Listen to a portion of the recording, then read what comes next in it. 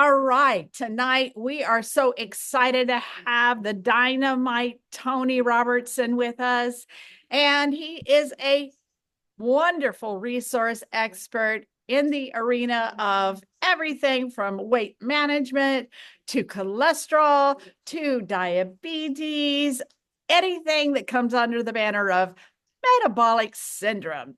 And inflammation happens to be one of those. It's a driver of all that stuff. So, Tony is an amazing man of God. He loves his creator, his savior. He's a wonderful husband, father of three wonderful children.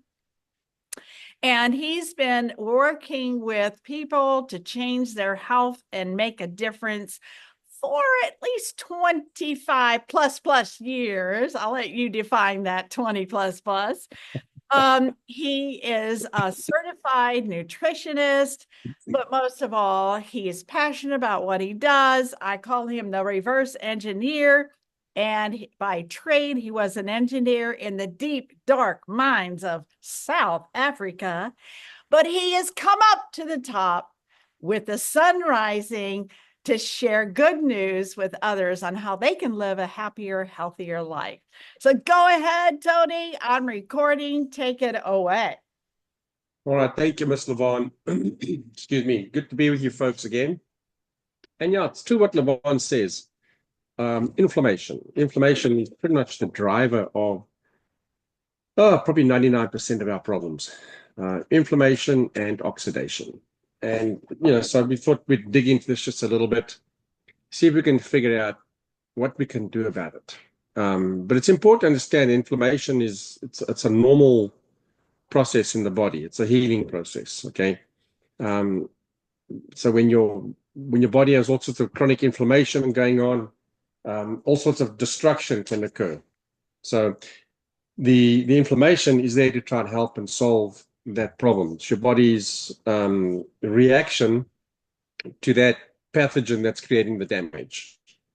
So it's our immune inflammatory condition that can help solve that and causes problems, and the body's fighting against itself, and all these autoimmune diseases, all that kind of stuff. It all stems from inflammation to a certain degree. So we're going to try and figure out what's going on. So let's start here real quick. What are some of the top causes of inflammation? And right at the top of the list, and this isn't a do or die number 1 to number 10 down the list, but it's right up there, is cortisol, or a lack of cortisol. And I think most people know what cortisol is. The medication for things like cortisol is prednisone. So if you have, let's say you have a chronic attack or a hyper-inflammatory response in your lungs, something going on there, the doctors will give you prednisone, which is a synthetic cortisol to help calm that down, the inflammation in the lungs, so you can breathe better. But the cause of inflammation is a lack of cortisol. It's the main anti-inflammatory hormone in our body. So how do you get a lack of cortisol? Well, very often, most of the time, is by having too much cortisol. So it's like insulin. If you have too much insulin, eventually you become insulin resistant. So if you've got too much cortisol, you will become cortisol resistant, essentially. And then you have that situation when you've got a lot of cortisol flowing around in your bloodstream, either because you're under a lot of stress or something else, but it's just not effective. It's not working. And the deficiency of cortisol is because the receptors become resistant when you have high levels of that hormone flowing through your bloodstream. So, any condition where there's an itis at the end of the condition's name, like arthritis or bursitis or tendonitis, all of those, that usually involves a lack of cortisol, because you have too much cortisol, and that's creating the resistance. So too much cortisol is very toxic. So it's just one way your body tries to protect against the excess amounts of cortisol. All right, by making you kind of cortisol resistant, so you don't produce too much more of it, all this kind of stuff. So the best thing for any of those conditions related to itis is vitamin D. So, any sort of condition where you need prednisone or more cortisol because you have inflammation, that you can substitute with vitamin D. So keep in mind, vitamin D is it's not a vitamin, it's actually a hormone. And it acts very similarly to cortisol. So there's something to think about. And you can take high doses of D for short periods and you're going to be fine. Nothing to worry about. The next one would be allergies. You got the obvious things like the food allergies. You could be allergic to dairy. That would be the casein, the protein in the milk. And, if you eat dairy, it's going to create a constant inflammatory condition in your digestive tract. Same thing goes for gluten. Some people are allergic to gluten. Others don't have a gluten allergy, but they have a gluten sensitivity. So there's just those sort of things that we've got to keep our eye on as well. Things in the food, allergies things that we're allergic to. And then there's also environmental allergies. So let's say that you're allergic to something that's exposing your sinuses, your throat, your lungs to this environmental allergy, whether it be pollen in the air or whatever, some sort of a weed that's growing in the backyard. It's creating this irritation and this inflammation in those passages, in your nasal passages, in your throat, in your lungs, that sort of stuff. So those can be another cause of inflammation. A different type of inflammation, a different type of allergy is where you're allergic to your own tissues, your own body tissue. And that's where the autoimmune part comes in. All right. Not a lot of people think of it as an allergy, but it's really an allergy to your own body tissue. So your immune system is attacking itself. You've developed antibodies against your own tissue, and that could be for tissues like, Hashimoto's, which is an allergy to your own thyroid hormones. You could have lupus, where you have this allergy to certain connective tissues. Or you can have MS, multiple sclerosis, where you have an allergy to your own myelin sheath in your brain. That's the myelin sheath is that coating that's around the nerves, throughout your nervous system. So, what do they do these days for autoimmune? The medication they use is what's the thing called? Humira. That's one of the medications that they use for. They also use prednisone because cortisol is a powerful anti-inflammatory. Cortisol has an immune suppressive action, but it basically turns off the immune system. So it just turns it off. So now you don't have all these reactions. The problem is that it comes with a whole bunch of other problems. Because now you don't have an immune system.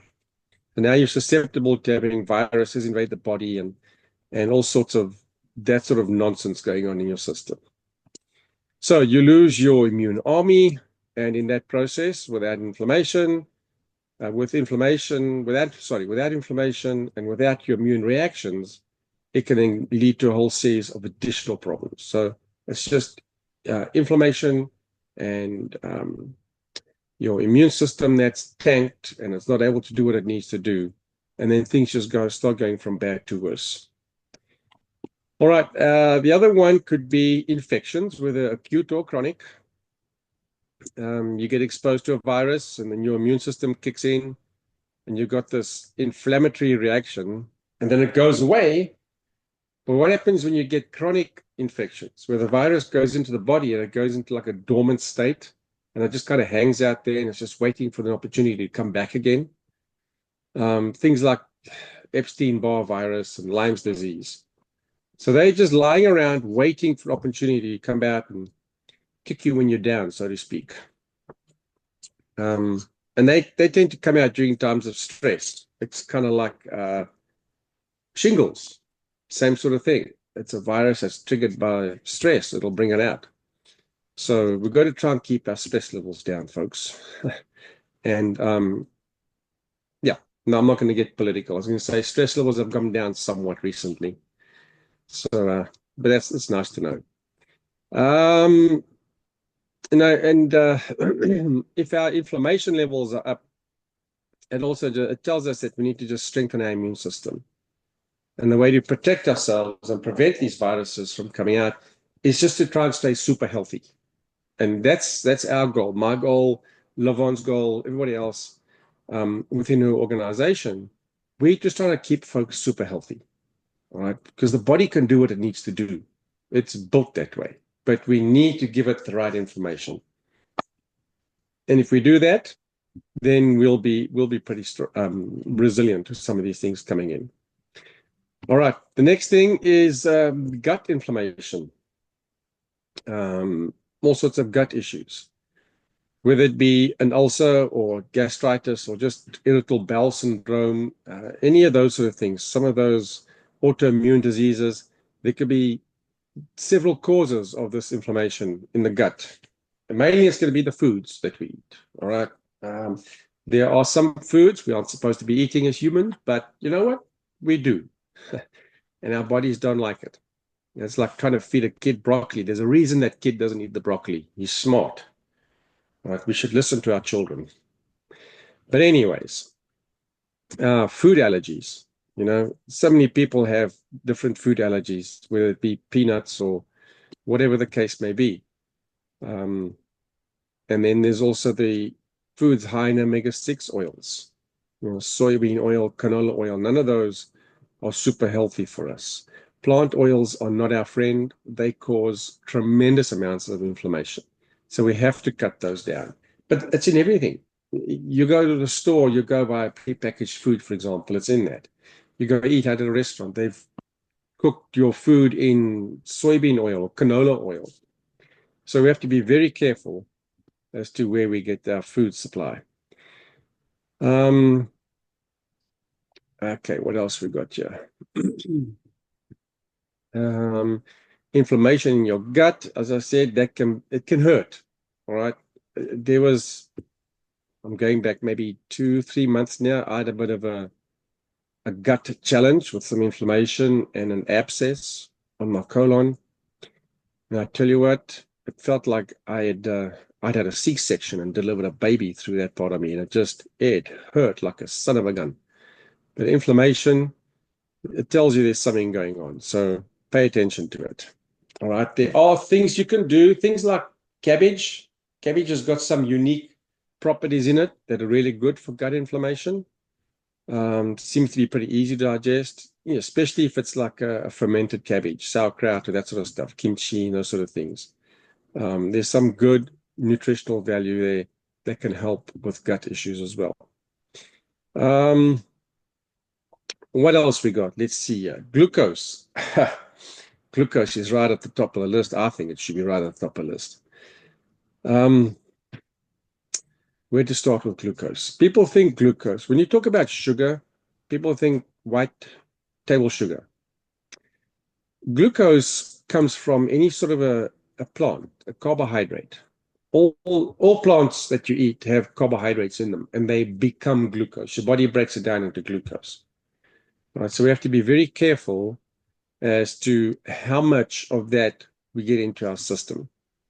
So the most common glucose is sugar. And it's, like I said, just whether it be honey, table sugar, brown sugar, agave syrup, all of that, it all just turns into glucose at the end of the day. And that raises the glucose that's flowing through your bloodstream. And then this very thin layer of cells, which is just one cell layer thick in your arteries, becomes seriously damaged. And that's when you get this inflammatory condition. And then the body heals that either with a clot or plaquing. And that is a combination of cholesterols and proteins, or cholesterol and calcium. So when people say cholesterol causes the problem, it causes your arteries to get blocked. Cholesterol it's not cholesterol's fault. The problem is you had some inflammation going on within the arteries. There was damage to your arterial wall for whatever reason. It had a tear, it got ripped, something went wrong. So the cholesterol and the calcium go there to try and repair that. And that's when they build up this little cover, if you will, over that damaged part of the arteries. And that builds up, and that's what causes that thickening or that constricting of the arteries. It's, the blood flow is slowed down. You've got this obstruction inside your artery. So it's not the cholesterol that's caused the problem. It's the cholesterol that's trying to fix the problem. So we need to get rid of the inflammation. Heart attacks, things like that, it's all inflammation related. The very fine little veins that supply blood to your eye, those can get blocked up, little capillaries, all those sort of things. You can get different eye problems, retinopathy, cataracts, all those sort of things, macular degeneration. So if you lose your blood supply to your eyes, you're going to have some serious challenges. Tingling in the tips of your fingers and your toes. All right, we don't want that going on because there's inflammation that's causing a problem in the blood flow again, and you're not getting the right amount of oxygen to those parts of your body, and it just becomes a challenge. So inflammation is a problem in more ways than one. Old injuries. Who's ever heard that saying, oh, I can tell it's going to rain. My knee hurts.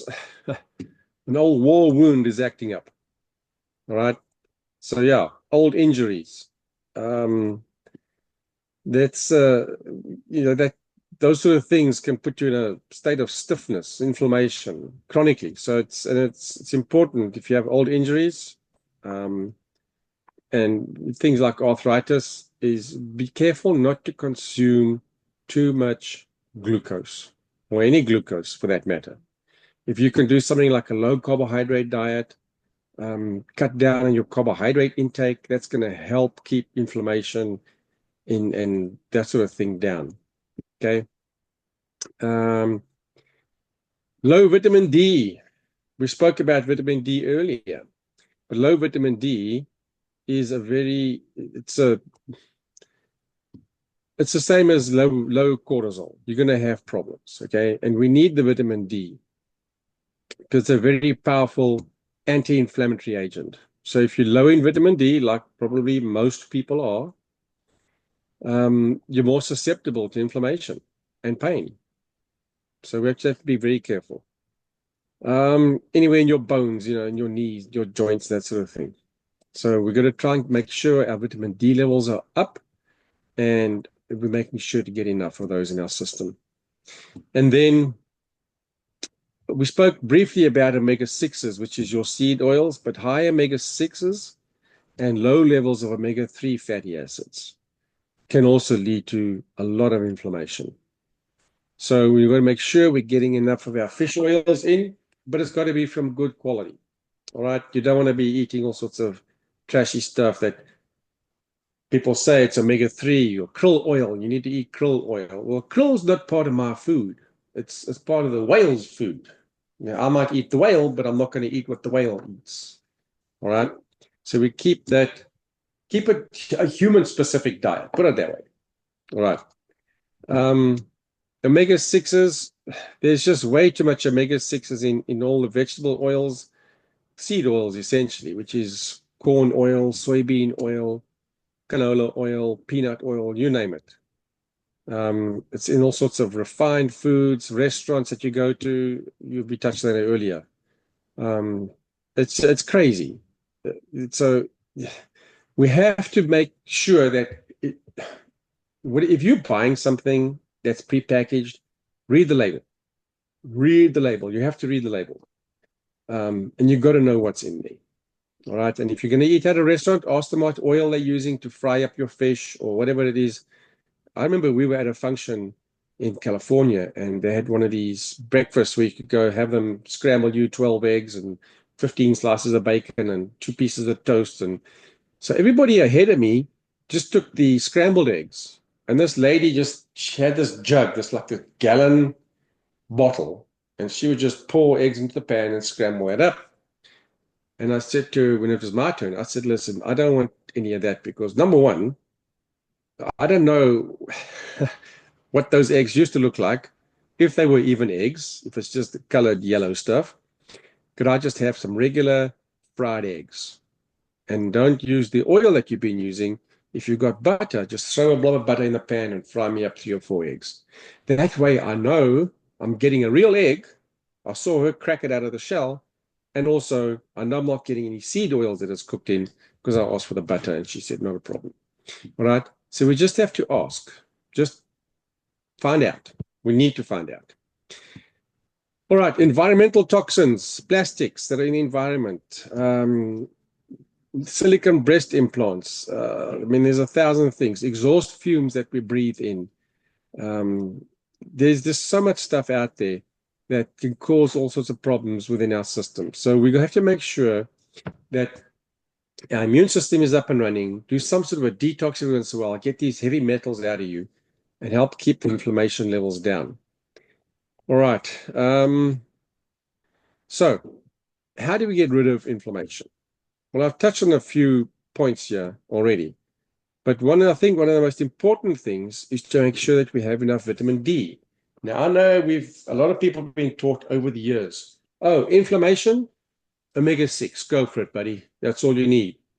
Well, the omega-6 is on the list, but that's not all you need. There's a few other things as well. Okay, and we did touch on them, but I'm going to go through them here again. Vitamin D, got to do it. And then the second thing is, if you know that you have certain allergies to certain foods, whatever it is, don't eat those foods. I know somebody that battles with inflammation and pain in the wrists and that sort of stuff. And she said she knows when she doesn't eat a good diet that, this kind of acts up. And so it's kind of like, okay, you know what causes the problem, and yet you still have this problem, which means you haven't really solved your problem. Okay, you know what to do, but you haven't done it. And it's difficult. I get it. There's the temptations out there. Hey, listen, if there's chocolate ice cream in my freezer, I'm going to eat it. It's just the way it is. So we just have to do our best to stay away from the things that we know causes us problems. All right, food allergies, that sort of stuff. Environmental things, there's not a lot we can do about avoiding pollen in the air. It is what it is. But we can take extra supplements, that sort of thing. Vitamin C is going to help. Zinc is going to help keep the immune system strong. Vitamin C is a very good antihistamine, just by the way. So you can use a lot of that. And then something else that works really well is periods of prolonged fasting, intermittent fasting, because that way you're building up your immune system, right? First of all, you're not putting anything into your body. So your body doesn't have to go and fight stuff coming in because there's nothing coming in for a while. So it gives it a chance to just kind of reset and build up that immune system of yours. So when things do come in, it's able to take care of it. All right, chronic infections. The best way to handle that is to take regular vitamin D as well as vitamin C. All right, vitamin D is going to help keep your immune system strong. It's going to help with the cortisol levels. And then it's going to, along with vitamin C, that's going to help take care of your allergies as well as the infections because it's going to keep your immune system strong. Zinc, very good as well. And zinc's also very good for the gut. And then for things like heart problems, inflammation that causes heart attacks, all those sort of things, one of the best things you can do there is vitamin E. So if you're taking zinc and C and E, you've now taken care of your heart problems, you've taken care of your gut, and you've taken care of your allergies. And that's just with 3 little things. All right. So, and intermittent fasting. So the fourth one is free because you're not spending money to not eat food. So keep that in mind. Other things you can take that help with inflammation is things like turmeric. And all I'm talking about the C, zinc, the E, the turmeric. Make sure you're getting that from good, reliable sources. It's got to be from human food sources. All right, stuff that you and I would just regularly eat. That's where you need to get your supplements from if you're buying from somebody. And then lastly is increase, and this isn't the least of the lot, but it's just last on the list. Increase your omega-3 fatty acids. But along with that, very important, is to decrease your omega-6 fatty acids. Because the omega-6 fatty acids, which is your vegetable oil, which is your corn oil, your soybean oil, your canola oil, your peanut oil, your sesame oils, put it this way, any oil that doesn't come from an animal is not going to be ideal, except for maybe 2 or 3 different ones. Olive oil, a little bit, coconut oil, and avocado oil. Those were the only 3 non-animal based oils that I would suggest. Other than that, don't use any other oils. All right. Stick to animal fats. They're good for you. There's nothing wrong with them. Butter, all that sort of stuff. And then coconut oil, avocado oil, and the olive oil. But don't heat up the olive oil because then you destroy it. And then increase your omega-3 fatty acids. Eat more fish. Take fish oil supplements. Make sure it's got all 8 omega family members in it. That's what you need in there. God put 8 of them out there for us. Make sure you get all 8. All right. Well, I hope this helps a little bit in terms of inflammation. I know a lot of people suffer with inflammation. You know, we hear about people, oh, my back hurts, this hurts, everything hurts. You know what they say about getting old? You know, if your back goes out more than you do, you know you're getting old. Well, our back doesn't need to go out just because we're getting old. We should be able to stay strong and healthy for many years, without all the aches and pains. Just because we're old doesn't mean we have to suffer. Okay? So clean diet as much as you can. Cut out a lot of the nonsense, the carbohydrates, the refined foods, the highly processed foods. Stick to good old-fashioned food, the kind of food that God made for us. All right. And folks, and I'm going to leave you sign off with this, and then we can do some Q&A. Don't let anybody tell you that red meat is going to give you cancer, because it won't. All right. There's no studies on it. 0 studies that prove that red meat gives you cancer. You have a lot of nutrients in your red meat. You've got omega-3s in there and omega-6 in the right ratio. All right. You've got a lot of vitamin Bs in there. You've got some minerals in there, some trace elements. So make sure you're getting enough meat and protein in your diet, and add some extra things like some extra vitamin C to help with allergies, help fight inflammation, all this sort of thing. So, Levon, I'm going to hand it back to you. I hope that was informative. And then if you want to do a Q&A offline, we certainly can do that.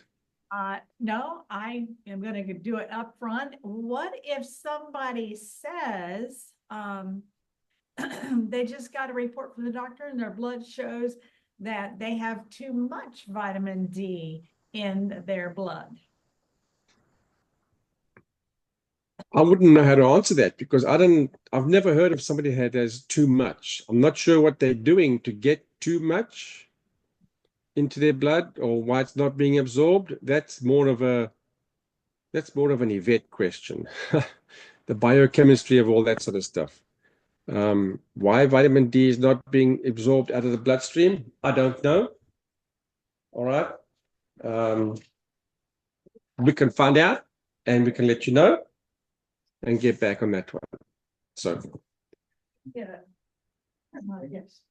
Oh, okay. I'm sorry. Can you repeat? I said, I'm not sure. That's more of a biochemistry question for Yvette. I will ask her. That's all right. fantastic. As to why the D is not being absorbed. Exactly. Because I had that question with one of Marlena's team members today. Did you have an answer for her? The only thing I told her was it's very rare, never heard of that. It's extremely rare to have too much vitamin D. So I gave her 2 analogies. One was their standard of D may be normal for her and high for them. And number 2, the type of vitamin D she was taking may not be admitting into the receptor cell because she was taking a vitamin D from lanolin. Anyhow, so that's what I made those two suggestions, and get more sunshine and add more good fats to the picture. But it was a puzzle to me. Yeah. And I don't like to diagnose things over a Zoom call. Exactly. Exactly. There's not enough history with the patient to find out, how much time do you spend in the sun? Are you eating a block of butter sitting out in the sun 12 hours a day? You're going to have some pretty high D levels. Yeah. Yes, you know? exactly. Exactly. Yeah. So, also there was another question. How much vitamin D would you recommend somebody take on a maintenance level? And then if they feel like they're under an inflammatory attack, how much would you add to that maintenance level? Maintenance level, if their vitamin D levels are where they should be, according to their blood work, maintenance levels are maybe 10,000 IUs a day. If you're fighting inflammation, I'd very easily go up to, very easily, I'd go up to 40,000 IUs a day, if not more. Okay, so if you're doing the Neolife vitamin D, that would be how many bottles per day? Ah, well, okay. How much is in one tablet? Do you know offhand? And there are How many? 90 per bottle. And you said there's how many in one? 90 per bottle. And how many in one tablet? 1,000. 1,000. Yeah. Yes. So, well then. So, okay. So yeah, here's the deal with this. Okay. That's a If a 3 day. person has, 3 day. yeah, but if a person has a serious problem and you're trying to solve a problem, then you do therapeutic doses. And I'd rather do that any day than to pay for a visit to the, let's say, some room that's going to charge Specialist. specialist. Yes, absolutely. Go Yeah. that route before you go another route. That sounds great. How about increasing vitamin C more so you take less vitamin D? Okay, so Wade has suggested, is it possible to increase your C so you don't need as much D? They work in different areas of the body. So I wouldn't cut back on one so I could take more of the other. I'd just take more of both. Okay. They serve different purposes. They might overlap one or two places, but they serve different purposes. Yeah. Oh, awesome. Awesome. I love how you intertwined everything. Let's cover your heart. Let's cover your allergies. Let's cover your gut, your digestion with vitamin D, vitamin C, zinc, and vitamin E. I love that. And then intermittent fasting.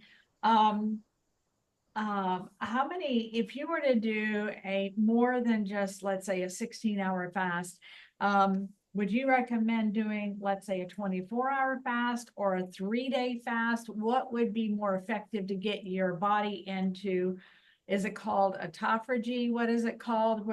So, yeah, that kicks in at about 18 hours. 18 All right. hours. So yeah, that's when it really kicks in and gets to work. Right. So for a person starting out, jumping straight into like an 18-hour fast is going to be tough. It's going to be really tough. So what I suggest to people is if you normally eat 3 times a day, breakfast, a lunch, and a dinner, I then suggest skip the breakfast one. Just do that, nothing else. Just don't have breakfast and then just have your regular lunch and dinner. Okay, for a few days, get used to that idea, and then try and push your lunch out a bit further. Okay. To a bit later in the day. Right? Try get yourself to within a 6 or an 8 hour eating window. And then from there, if they want to go further, you can push it 18 hours. And then even further than that, you can do a 23 hours of fasting and a 1 hour eating window. All right. Oh, okay. Yeah. And there's certainly a bunch of different ways of doing it. I'm trying to think if it was a 40 hour fast. I'm trying to think here real quick. I thought you You was know, gonna like where you eat fast. would eat on a Monday morning and you wouldn't eat again until Wednesday lunchtime, sort of thing. And then Wednesday lunchtime, then you eat again Friday morning, I think it is something like that. But that's you can go find all sorts of different ways of fasting. But I think the easiest thing to do is just to try and find one that's going to fit your schedule. And ideally, so put it this way, our natural state, if you go back a few millennia, our natural state of being when it comes to food is a fasted state. That's Okay. how it used to be. All right. When you're out in the bush, you don't eat until you've caught something. So you're fasting between meals. You don't have an option to get up and go to the fridge and grab something. All right. So we aren't grazing throughout the day. You've had your meal when you catch that antelope and you slaughter that thing and the whole tribe feasts tonight. You don't eat again until those boys go out and catch the next one tomorrow. Okay. So our natural state is a fasting state. All right. Well, that's how it should be. Whereas today, our natural state is a grazing state. All right. We just, from the time your eyes open, you're shoving food into your mouth throughout the day. All right. People aren't sitting down and having a big old plate of food for breakfast and not wanting to eat again until tonight at 5 o'clock because that breakfast was enough. Instead, we'll grab a bagel or we'll grab an apple. We'll just grab something on the way out. And 2 hours later, you're starving, so you'll grab another something. And that's just how it goes the whole day until you get home at night and you whip up this massive meal. But you've literally been eating throughout the day, which isn't helping your glucose levels, all right? Like we spoke about with the inflammation. And the excess glucose leads to excess insulin, and the insulin leads to inflammation.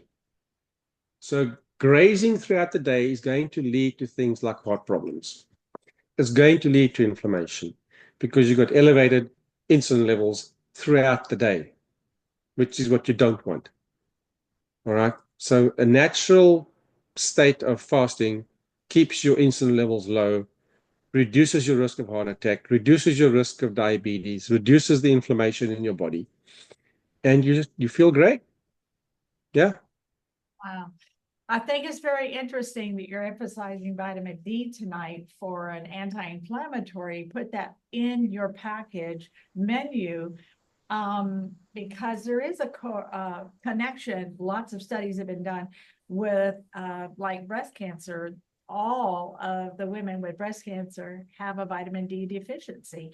And there's been several tests that have proven that over and over again. So you're saying that the vitamin D acts like a cortisol boost in the body. So if you're under stress, wouldn't it be wise to like crank up your vitamin D? Yeah. It's about 10,000 units a day. Okay. Yay. Okay. I will go through a case of D real quick here. Yeah. No, and D is important because it helps with the immune system as well. Yeah, well, it covers a lot of protective areas. And now I understand one of the key components is because it's a regulator of cortisol. And anything that's going to protect or regulate or boost your cortisols is you're going to benefit from it every which way from every sort of metabolic issue because cortisol plays a part in all metabolic issues. Am I correct? Yeah, we need it, whether we like it or not. It's there for a reason. But like I say, everything else, if you overstimulate the production of cortisol, you become cortisol resistant. Oh, wow.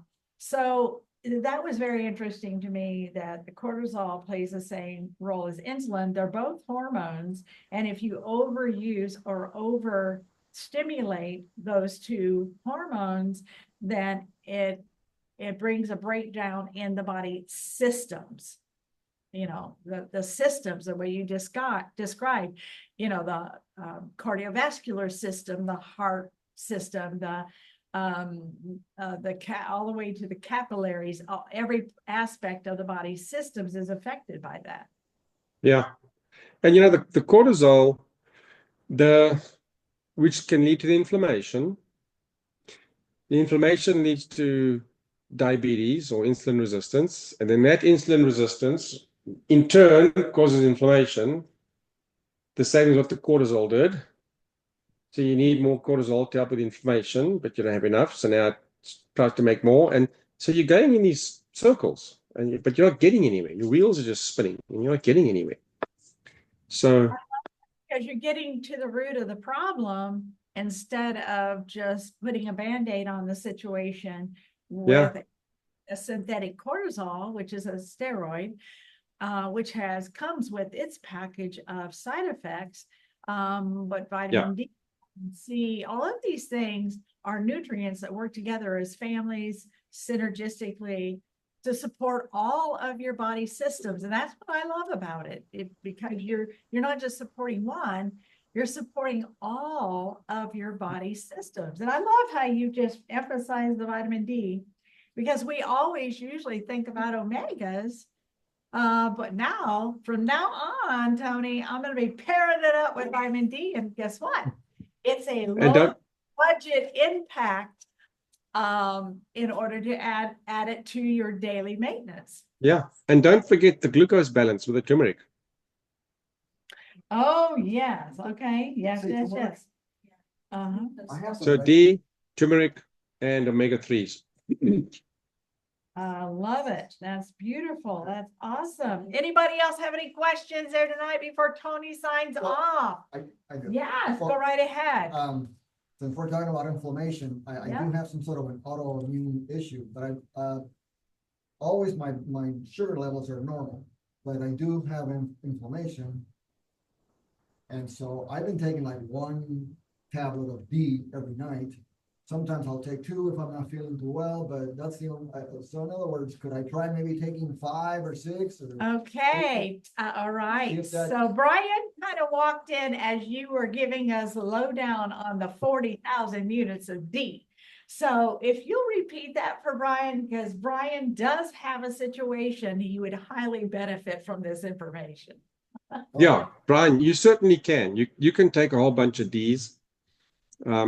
You're going to have to take a super high amount of D for a super long time before you get any sort of overdose problems, if you will. Okay.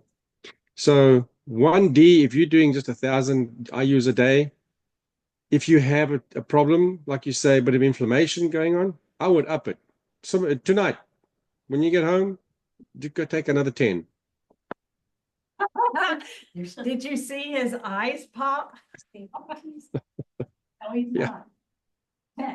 What he just said. Yeah. You could easily do 10,000 IUs, no problem. Exactly. Yeah. That's 9 days worth out of a bottle. Right. If every once in a while I eat too many carbs and sugar, and I close to being diabetic all the time, and I get the tingling in my toes.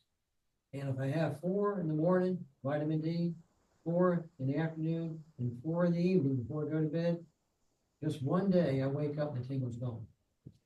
Wow. Did you? That's pretty good. 4, 8, 12. That's 12 then. Okay. Yeah. You mentioned that tonight about the tingling in your toes, the tingling in your outer extremities. It is a sign of inflammation. Is that the same as neuropathy, or is that something Yes, different? it is. Yeah. Yeah. It's, Peripheral neuropathy. yeah. Yes, exactly. Yeah, every now and then I'll get something like that, a little bit. But Combine that. Yeah, it's a blood flow issue. You're not getting oxygen there. You're not getting any life there. So that's where the vitamin E can come in as well, because the E helps carry oxygen. It holds onto it. It'll take it down there. So just keep an eye. And you know what? Like you say, you're not a diabetic. But a person doesn't have to be a diabetic to have diabetic type challenges. Okay, your body can be reacting to the glucose, the sugars, the carbohydrates coming in without you having to be a diabetic, but your body's having that same reaction because that glucose that comes in is too much. Your body only requires about a teaspoon of glucose per day to function properly. So if you look at regular table sugar, it's a 50-50 split of glucose and fructose. All right. So if you just need 1 teaspoon of glucose per day, that equals 2 teaspoons of regular table sugar.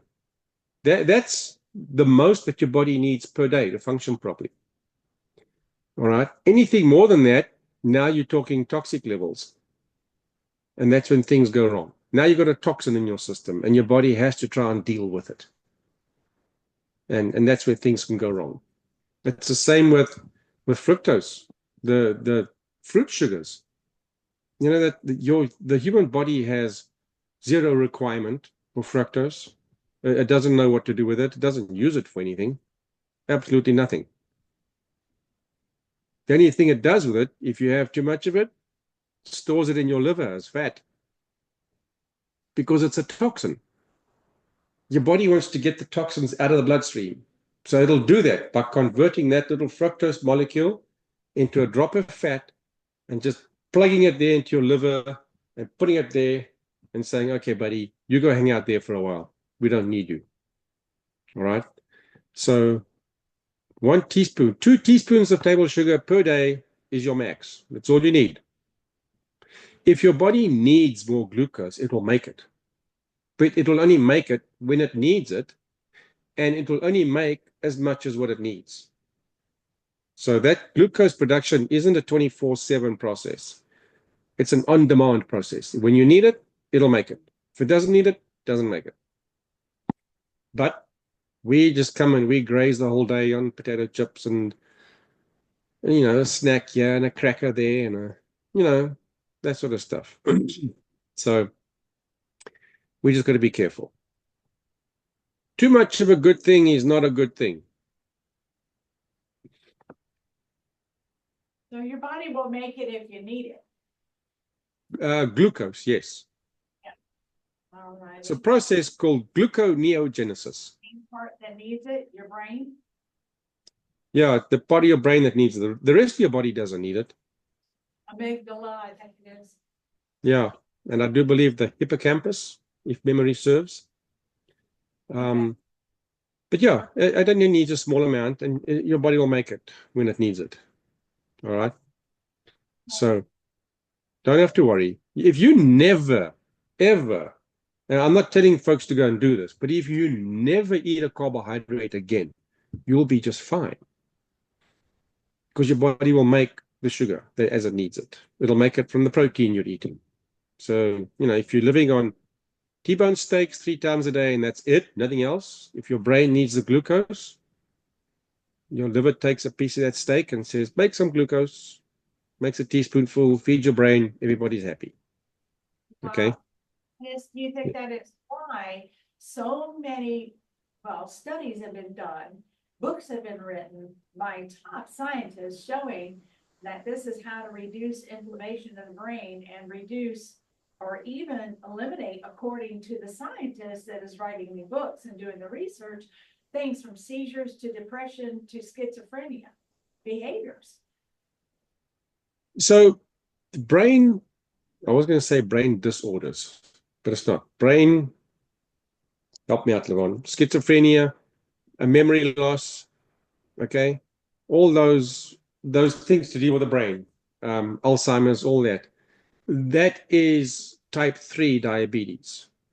Yes. It's all related to 2 things. Number 1 thing, first of all, too much sugar in the system.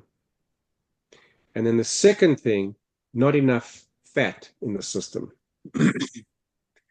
So we're underfeeding it on the thing that it needs the most, and we're overfeeding it on the thing that it needs the least. Your brain seriously needs butter. Seriously. In the All butter. right. Extra. Renee, I hope you're putting a lot of butter on whatever you're eating there. Yes. I put a stick of butter in my sausage cabbage dish tonight. Can you tell it? Yes. It's rich. Yeah. Oh yeah, it's wonderful. It's delicious. Yeah. I went, Butter adds flavor. yes. In fact, my daughter made a pot of chili when I was driving home from Georgia the other day, and I stopped and ate a bowl of it. And I said, okay, I'm gonna have to have a second bowl of this. Pretty good. I need a recipe for it. She kind of laughed. She goes, well, the recipe calls for a stick of butter in it. Awesome. Yeah. So now any of those brain disorders, malfunctions, whatever you want to call it, two things: too much sugar, not enough butter. Yeah. Awesome. So That's the bottom line. okay. So can you confer with your lady expert, that is your partner in life, or partner in crime, whichever way you want to share it, say it, speak it, but about the lady that was given the news that she has too much vitamin D. Now, she wasn't taking the Neolife vitamin D. She was taking another brand. And she was taking, I think she had said 40,000 units or something of that nature. So, anyhow, because it's very, very rare, so I'd like to be able to get a little more information on that, how to help this lady regulate that. Because she said the doctor was shocked because, he told her that her vitamin D levels have doubled from the last blood work. Yeah. All right. So there could be a bunch of reasons. Unmute now, ask the question to the expert. He's on the line. He's waiting for any questions that he can resolve, and help people to have a healthier. All righty. I have a question. Yes, Marlena. If I have someone that's having some digestive issues and they're taking our acidophilus and it's just coming out in the toilet, it's not absorbing. Okay. I would then put the betazyme in to the diet before I even do the acidophilus. Okay. And not for a long time, a few days. You can add the acidophilus in a day or three, but definitely betazyme. There's obviously not enough stomach acid, because if that acidophilus capsule is coming out undissolved, then it's definitely a sign that there's not enough acid, because the stomach acid, that hydrochloric acid, is designed to, no, sorry, the capsule is designed to start breaking down in the presence of hydrochloric acid. Okay? So the hydrochloric acid will start getting to work on that capsule, on that, whatever it's made from. I'm not going to say plastic, but it's not plastic. It looks like this shiny capsule, okay? Right. So the acid will start breaking that down, and when it gets into the small intestine, the pH changes. It goes from a 2 to about a 4 or 5. And that change in the pH then further opens up that capsule and disperses all the probiotics. So if that thing's coming out the other end undigested, there's no stomach acid to open that thing. So how many betazyme would they need to take a day before every meal? They're having a hard time even keeping anything on their stomach. It's either going out one end or the other. Well, And very painful in the abdomen. Yeah, it sounds 100% digestion problems. I would start with the betazyme. Absolutely. Before every meal, except for maybe the protein shake? before every meal, except the Okay. protein shake. Yeah, Gotcha. Okay. Yes. yeah. And they could also add, when they wake up in the morning, 2 tablespoons of apple cider vinegar, half a glass of water, chug that down. How many tablespoons of apple cider vinegar? 2? 2, With 8 ounces of water? half a glass. The fuller the glass, the more disgusting stuff you have to drink. So half a glass. Half a glass of water with 2 tablespoons. Okay. Yeah. Thank you so much. All righty. And Marlena had somebody on their team with very similar situation. So text me and I'll share with you what we did for her.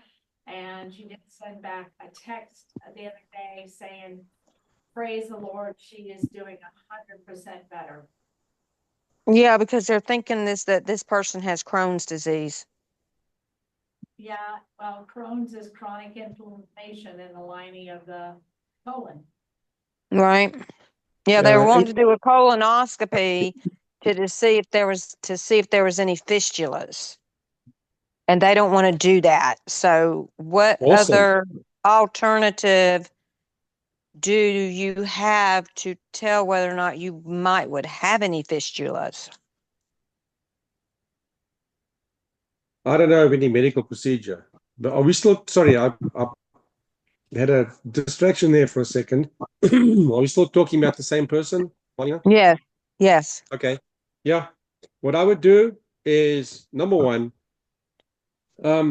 severely restrict the diet. Okay. Cut out 90% of the food they're eating. And They've been on a celiac diet because they thought that they had celiac disease, but it still hasn't gotten any better. So that's what I was asking, because they want to do the colonoscopy to rule out fistulas and to see, they really want to diagnose is what they want to do, but they don't want to be diagnosed.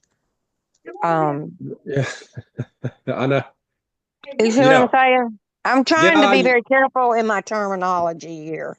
I get it. It's like when I was in the hospital 2 months ago, the doctor said, one way to find out what's going on is a colonoscopy. I said, no ways, doc. I said, there's a no entry sign back there. That's a one-way street. That's right. Not going to happen. Right. He's like, okay. He says, we do have other ways. I said, well, why don't you start with that? Gee whiz. Right. So do you do a Cologuard? Does that help with anything? I don't know. That'll tell you what's in your stool, that kind of stuff. Yeah, here's what I would do. Okay. I would do a severe diet restriction. Cut out everything except meat, because meat's not going to cause problems. Well, it said in things that I read about with Crohn's disease that you're not supposed to have red meat. Yeah, because it's supposed to be so inflammatory, which is you reading the wrong pages there, Miss Marlena. Okay, well, you need to send me some pages to read so I can forward it. All right. And I'm not picking on you. I'm just trying to make a point here. It's like I said earlier. That's what I'm asking. Yeah, it's like I said earlier. There's been zero research that proves that red meat causes colon cancer. None. Nothing. Okay. Zero. Well, that's a good thing because I eat mostly venison. Which is fine. It's red meat. So there you go. All right. That's where I would start. Okay. Now, obviously, you want to get the best quality you can get, but not everybody can afford it. So at this stage of the game, if they can't afford it, it doesn't matter. Just make sure that the only thing that they eat, I would even go so far as to say you can add eggs into there. All right. Red meat and eggs. Nothing else. Nothing else. And butter. Did somebody say butter? I did. Butter, don't forget. Yeah. And butter. Okay. Yeah. You got to put something in that pan when you're frying up that piece of steak. But that's what I would do, Marlene. If that was me, I'm cutting out all foods, because there are certain toxins in a lot of the plants that are not good for us. They're in there for the plant to protect itself from animals eating it, and yet we come along and we eat it. So Not all plants are good for us. Okay, you've got to be very, very selective. It's like mushrooms. You know how many toxins are in mushrooms, and yet we still eat mushrooms? All right, you've got to know which mushroom to eat. You can't just eat any old mushroom because it'll kill you. All right, Portobello? I have no idea. I don't eat mushroom. It's a fungus. I don't eat fungus. Well, that's when I was looking at the thing with the vitamin D today because we had that consult call, and this person told me they did eat yogurt and they did eat mushrooms, but they're mostly like vegan. They eat some meat, but they do Yeah. the shakes every single day. They take the So hang on. bees. So is this the same person we're talking about? No, that's a different person. Okay. All right. Yeah, that's a different person with the vitamin D toxicity. They said it was double.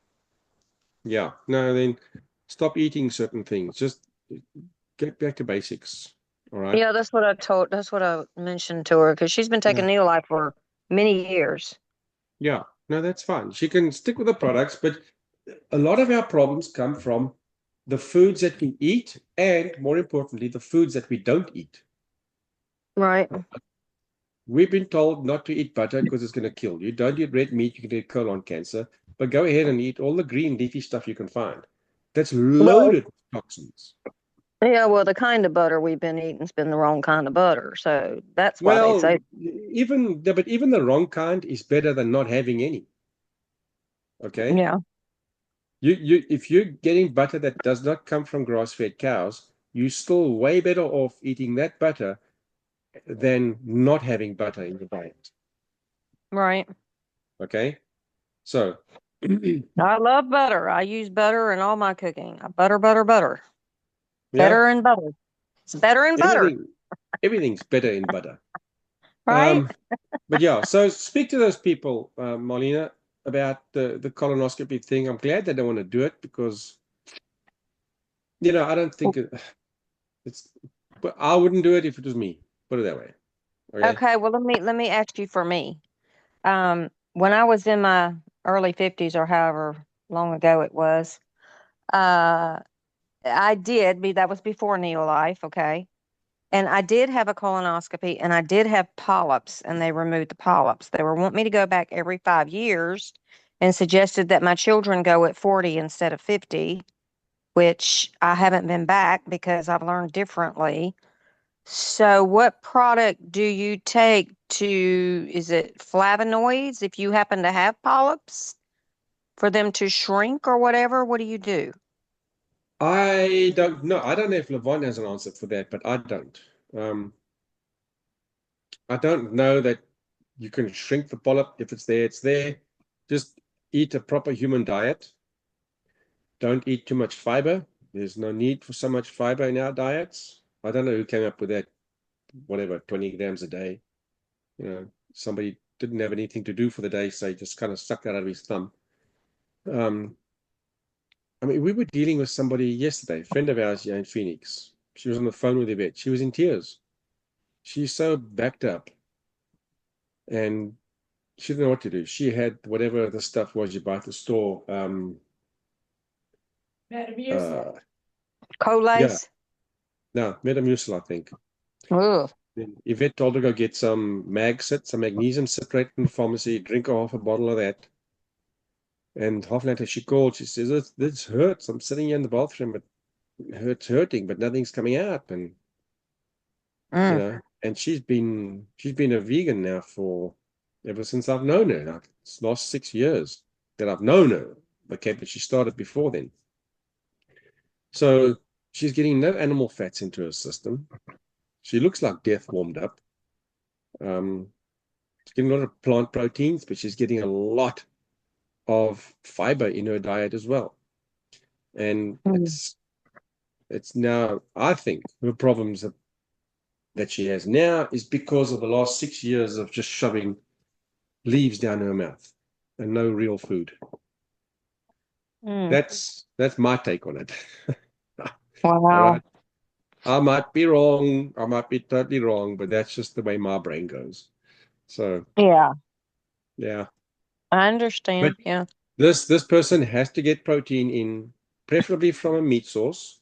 protein shake is fine, even though there's 5 grams of fiber. That's not the end of the world. But definitely get protein and fat into the diet. And don't eat Right. anything else. Eliminate all other foods. I'm talking all food except meat and butter and possibly eggs. And let's see how it goes. Let's get the digestion going. And the beta-zyme. Add the beta-zyme every time they have something to eat. And they don't have a gallbladder either. That's okay. Okay. That's fine. I'm not worried about that. Okay. Yeah. All right. And Marlena, a celiac diet is just simply no gluten. Yeah. Right? It's Yeah. just, it's gluten-free, But everything crap. It can be packaged. It can have 50,000 GMOs in it. It can have all kinds of stuff in it, as long as it's gluten-free. Right. and I got you. we have a friend in that situation. Everything's gluten-free. So she comes up with all this gluten-free crap. And she can't understand, why she's almost a diabetic. Well, it's gluten-free. It's not glucose-free, So, Right. yeah, Okay. I got you. yeah. And that I we have will to pass watch the out for those things information. because, there's a market. As soon as the people know that, people are allergic to gluten. Well, we have the gluten-free this. It's the same when 7, 8, 9, 10 years ago, when the keto diet became pretty popular. 4 years later, you walk into a grocery store, there's keto bars, there's keto juice, there's keto this, keto that. And people don't stop and read the label. You read the label, there's still a bunch of crap in there. So, but it's got keto on the front, so it must be good. Okay. And it's the same with the gluten-free and all this kind of stuff. Right. Fat-free, but you don't read what's on the label when it says fat-free. There's a bunch of nonsense in there. So just be careful. Yes. Oh my goodness, what an amazing class tonight, Tony. You have enlightened us and you have delighted us. That is awesome, amazing. Last call, anybody want to ring Tony's bell to answer a question before we sign off and say, we shall see you next Thursday. Thank you. Awesome, awesome. All right, folks, lovely to see you again and have a good chat. Okay. We appreciate you. We appreciate Thank you. you. Awesome. Thank you, Tony. Y'all have a blessed evening. Yes, and I want to give a shout out. We need to get our reservation in for Dallas in January. Tony, you got the date for January, Dallas? It's the 17th to the 19th. 17th, 18th, I was going to 19th. say, All right. I do believe I might be driving. If I'm driving, I have room for 2 people in my vehicle, and that's it. Maximum cutoff. But We can caravan. hey, sounds wonderful, awesome, amazing, incredible. We've done that before. It's been amazing trips. We love our trips together, but Dallas is going to be worth, it's going to be 90% nutrition. It's going to be held at an amazing resort, and that resort is a Christian resort with very nice facilities, a great cafeteria, a great meeting place. And so we're going to really, really enjoy it.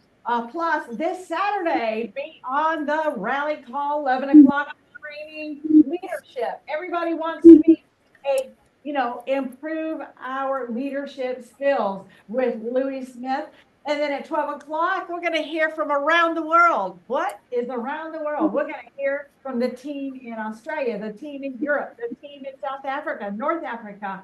It's amazing stories you hear from all over the world. It's very inspiring. I'll dare anybody to get on our Saturday call. And when they get off, tilt down. No, you will be lifted up.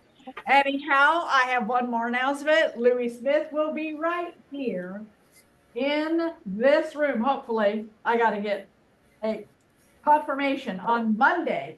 What Monday is that? It's next Monday, not this Monday, but next Monday.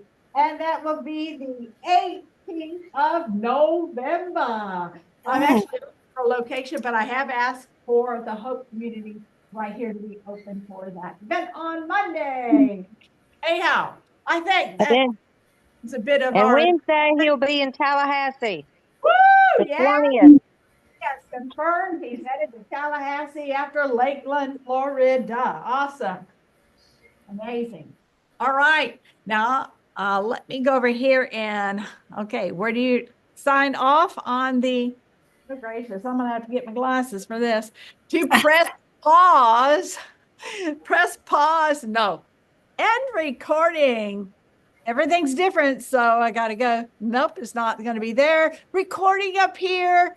And I think